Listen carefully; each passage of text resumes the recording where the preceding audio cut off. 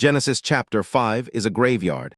You open it and the pattern hits you immediately. A man is born, he lives. He has children, he lives more years. And he died. 8 times in one chapter. That phrase falls like a stone. Adam lived 930 years, and he died. Seth lived 912 years, and he died. Enoch, Kenan, Mahalalel, Jared, one by one. The same ending, always the same ending. And then you reach the 7th name. Enoch. You wait for it. You brace for the phrase you've heard 8 times already. And it never comes. Enoch walked with God, then he was no more, because God took him. That's it, no burial, no mourners, no tomb with a stone rolled over the entrance. One moment he is here, the next the Hebrew says it simply Enoch. He was not. The whole chapter stops breathing for one verse, and then it moves on, as if the writer wants you to sit with that silence, as if he knows you will not be able to stop thinking about it.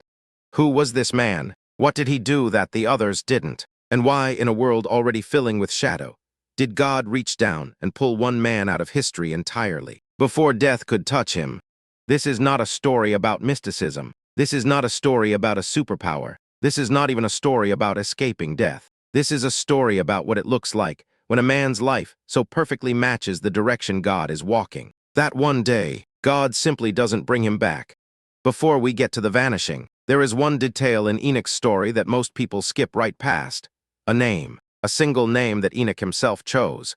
And when you understand what that name means in Hebrew, it turns his entire life into a prophecy. We will get there, but not yet.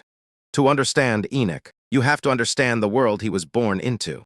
This is the 7th generation from Adam, which sounds like ancient history, distant and safe. But do the math. Adam was still alive when Enoch was born. Methuselah, Enoch's own son, would outlive Adam by less than a century. This world is not far removed from Eden. The memory of what was lost is still in the air. But something else is in the air too. Enoch's father is a man named Jared. His name in Hebrew means descent, and in the traditions old enough that fragments of them were found among the dead. See scrolls. The generation of Jared is described as the age when something broke in the covenant between heaven and earth, when the world began its long slide toward the darkness that would eventually make a flood necessary. Enoch was born into that world, not a gentle world, not a quiet world, a world already moving in the wrong direction. And then, when Enoch is 65 years old, something happens. He has a son. Now, 65 is young in this genealogy. Most of these men wait over 100 years before fathering children. But the birth of this son marks a turning point so sharp you can feel it in the text. Before the son, nothing notable. After the son, Enoch walked with God 300 years.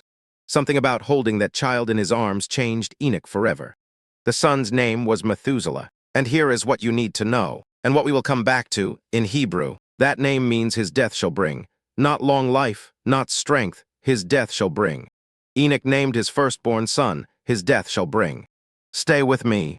The Hebrew word for the walking Enoch did is halak. It means more than a stroll on a Sabbath afternoon. In the covenantal language of the Old Testament, to walk with someone means you are going the same direction they are going. It means sustained companionship, not a single moment, not a feeling that comes and goes, but a life that bends toward the same horizon as the life of God. 300 years of that, 300 years of choosing the same direction, in a world going the opposite way. Here's what most people miss. Enoch was not walking with God in some peaceful garden. He was walking with God while the culture around him was descending. He was raising children, burying parents, watching the world change and still choosing, every single morning, to align his life with the one who was walking the other direction from everyone else. 300 years of getting up and making that choice again. That is not a feeling. That is a discipline. And here is the grief underneath it. Enoch could see where things were heading. 300 years of walking, in a world heading in one direction, one man choosing the other. One man with a son whose name carried a warning nobody wanted to hear. If you are watching this and something about Enoch's story is already landing in your chest, you are in the right place. Subscribe so you don't miss what comes next in this series. And stay through to the end, because I want to ask you something, a question that I think will mean more once you've heard the rest. Here is the part most people never connect. Enoch was not just a man who walked quietly with God and then disappeared. He was a prophet. He was a preacher. He was standing in the middle of a collapsing world and opening his mouth.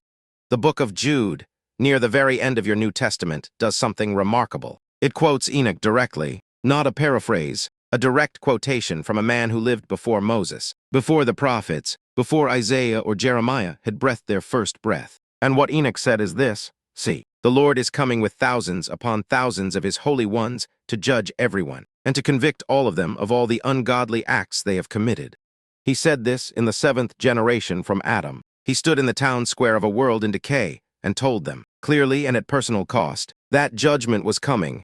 Josephus, the 1st-century Jewish historian, records that Enoch was not merely taken because he was virtuous in a passive sense. He was taken, Josephus writes, because of his active righteousness, his faith made audible, his walk made visible. He did not stay quiet. He did not decide the world was too far gone to bother. He preached for 300 years. And this is where it gets remarkable. Because if Enoch could see what was coming, and his prophecy makes clear he could, then go back to the name he gave. His son, Methuselah, his death shall bring. Scholars have wrestled with this name for centuries. The most careful Hebrew reading points to one meaning: when this man dies, it will come. When Methuselah dies, the bringing, the event, the catastrophe arrives. And here is the detail that will not let you sleep once you know it. Methuselah died the same year as the flood. 969 years he lived, the oldest man in recorded scripture. And the year he finally closed his eyes, the rain began. Enoch knew. He held that infant in his arms, this tiny boy who smelled like bread and dust and knew life. And he pressed a message into the child's name, because words were all he had. He could not stop what was coming. He could not spare the world the consequences of what it was choosing. But he could name his son, his death shall bring, and let that name walk through the centuries as a quiet, aching warning that the door of mercy would not stay open forever. That is not a father who has given up on the world. That is a father who loves the world enough to tell it the truth, even when the truth is unbearable. The Hebrew word for what God did with Enoch took him is lakach, and lakach is not a cold word. Throughout the Old Testament, lakach is used for a groom taking a bride, for a shepherd lifting a lost lamb, for a father reaching down to take his child by the hand. It is the language of deliberate, tender selection. God did not erase Enoch. God took him the way you take something precious before the storm has a chance to break it. Now we come to the vanishing itself. The text gives you nothing. No chariot of fire, that is Elijah. Centuries later, and even then it is dramatic and witnessed and recorded in detail. Enoch gets one phrase: he was not. He was walking, and then he was not walking. He was here, and then he was not here. There is a family who woke up that morning not knowing it was the last morning. Methuselah, whether still young or already grown, we cannot be certain, woke up to a house where his father was absent, not sick, not delayed, not at a neighbor's home, gone, simply gone, and no one could find him. Hebrews chapter 11 tells us he could not be found. They looked. Of course they looked. You do not simply accept the disappearance of someone you love without searching. But he was not in the fields. He was not by the river. He was not anywhere a human body can be found, because he was no longer where human bodies go. What do you do with a grief like that? How do you mourn someone who has no tomb? How do you mark the place where a man stopped existing in this world, when there is no place to mark? Here is what the writer of Hebrews offers the family and offers you. Before Enoch was taken, he was commended. The Greek word is eudikio. It means divine pleasure, the deep approval of a father who watches a child do exactly what the child was made to do.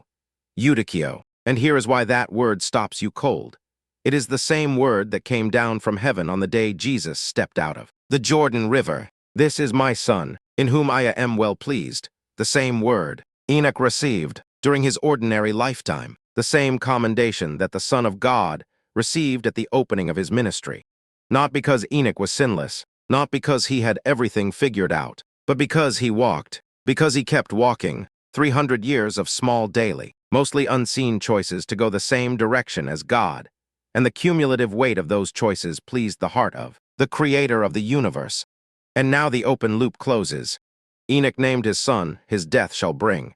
He named him that because he could see the flood coming. He preached for 300 years because he could see the flood coming. He walked with God in the generation of descent because he understood what happens to a world that stops walking the right way, and God, before the rain began, before the darkness, before the door closed, reached down and took him. Not as an afterthought, not by accident, the way you take something you love before the storm has a chance to break it.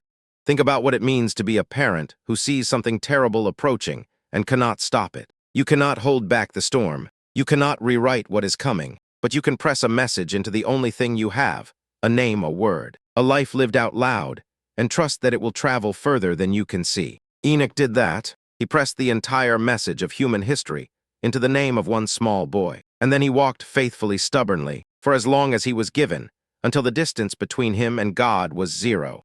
Pay attention to this. Methuselah lived 969 years, the longest life ever recorded in Scripture. And the year he died, the flood came. Enoch's warning, written in a child's name, was patient for nearly 1,000 years. God is never in a hurry, but he is always right. So here is what Enoch leaves you with. 3 things, and the third one is the one I want you to carry. First, Enoch walked with God in one of the darkest generations in human history. Not after the world got better, not once the conditions were right. In the middle of the descent, in the middle of the noise, in the middle of a culture forgetting what was true. The darkness did not disqualify him from walking with God. It was the very context in which the walking meant something. Second, walking with God is not a feeling. It is a direction. It is halak, the sustained, daily choosing to go the same way God is going, even when the road is long and everyone around you is going the other way. You do not have to feel close to God to walk with him. You just have to keep walking. And third, this is the one I want you to sit with. You may feel like your life is too ordinary, too small, too hidden, too unremarkable for anyone to write down. Enoch has 5 verses. 5 verses in the oldest book of the Bible, and no one knows his middle name. And there is no tomb to visit, because there is no tomb to find. 5 verses, and he stands in the hall of faith alongside Abraham and Moses and David. 5 verses, and a New Testament writer quotes his words 1,000 years after he spoke them. 5 verses, and here you are, 2,000 years after that, still asking what his life meant. This is not a story about being famous. This is not a story about being important. This is not a story about how long you live. This is a story about what happens when a person walks in the same direction as God, quietly, stubbornly, for as long as they are given, and trusts the one who does the taking to handle everything else.